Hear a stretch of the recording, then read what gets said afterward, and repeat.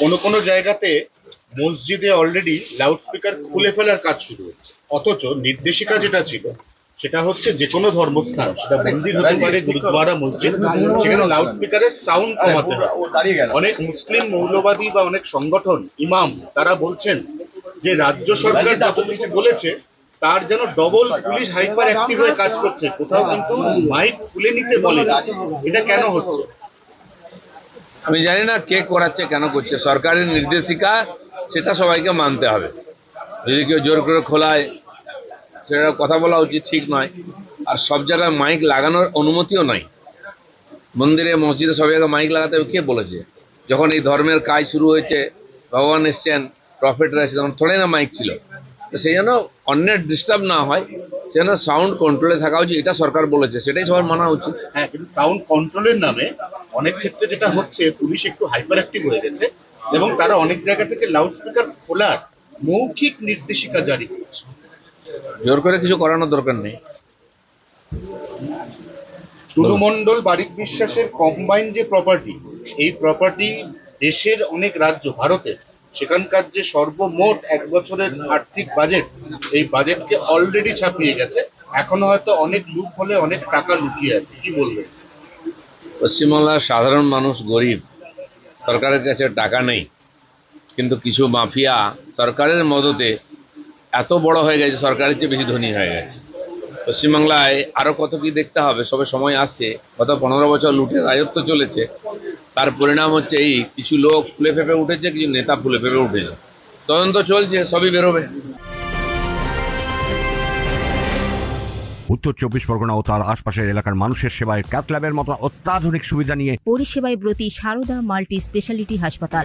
একই ছাদের তলায় মানুষ সাধারণ চিকিৎসা থেকে শুরু করে 24 ঘন্টা cath lab, MRI, CT scan, এনআইসিইউর মতো সুবিধা এবার থেকে পেয়ে যাবেন সারদা মাল্টি স্পেশালিটি হাসপাতালে। প্রয়োজনে যোগাযোগ করুন 033-2592-0730, 2593-0730, 2593-3562 ও 9331275635 নম্বরে। আমাদের ঠিকানা Royal Park, Kalyani expressway, Barrackpore, Kolkata 7,01,21। Sarada multi speciality হাসপাতাল, পরিষেবাই হোক আমাদের মূল লক্ষ্য। অভিষেক বন্দ্যোপাধ্যায় নিজে একসময় সেবাশ্রয় খুলেছিলেন। প্রাক্তন মুখ্যমন্ত্রী মমতা বন্দ্যোপাধ্যায় স্বাস্থ্যমন্ত্রীও ছিলেন। তিনি বলেছিলেন এসএসকেএম এর থেকে ভালো হাসপাতাল পশ্চিমবঙ্গে তো বটেই, ভারতবর্ষেও নেই। কিন্তু সেই এসএসকেএম এ নিজের চোখের যে চিকিৎসা, এই চিকিৎসা করাতে কোনোভাবেই রাজি হচ্ছেন না অভিষেক বন্দ্যোপাধ্যায়।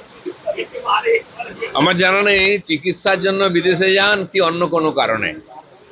আরো অনেকে যায় বিদেশে চিকিৎসার জন্য, সবাই যায় না। অনেকে গিয়ে হারিয়ে যান, আমরা দেখেছি 1-2 মাস। কি জন্য যান, এগুলো তদন্ত হওয়ার দরকার আছে। আর চিকিৎসার জন্য যদি ভারতের চেয়ে ভালো চিকিৎসা কোথাও হয় আর সেটার প্রয়োজন হয়, তো সেটা বিবেচনা করবে, ডাক্তাররা লিখে দিন, কোর্ট বিবেচনা করবেন। কিন্তু ভারতবর্ষের ডাক্তার ভালো না, ভারতবর্ষের হসপিটাল ভালো না, আমার মনে হয় না। আশপাশের বিভিন্ন দেশের লোকেরা ভারতবর্ষে চিকিৎসা করাতে আসেন, আর আমাদের মতো সাধারণ কোটি কোটি মানুষ তারা এখানকার চিকিৎসায় সুস্থ আছেন।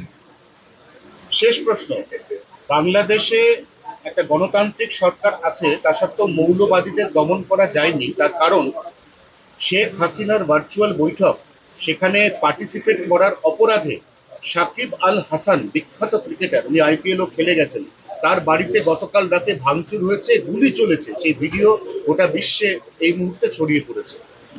এর আগেও একজন ক্রিকেটারের উপরে বাংলাদেশে অ্যাটাক হয়েছিল, বাড়িঘর ভাঙা হয়েছিল। তো ওখানে যা চলছে সেটা অমানবিক। সরকার আসার পরেও, কারণ সরকারকে ওরাই এনেছে যারা সরকারকে চালাচ্ছে, আর তার জন্য তার থেকে বেশি কিছু আশা করা যায় না।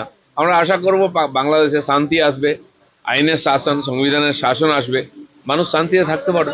বাংলাদেশ যত বেশি অশান্ত হবে তত তো আমাদের চিন্তা, কারণ আমরা পশ্চিমবঙ্গ বাংলাদেশের সঙ্গে সব থেকে বেশি সীমান্ত শেয়ার করি। দেখুন, বাংলাদেশ, পাকিস্তান, নেপাল, শ্রীলঙ্কা, তাতে রাজনৈতিক অস্থিরতা তৈরি হয়েছিল, কিছু জায়গায় সরকারও পরিবর্তন হয়েছে।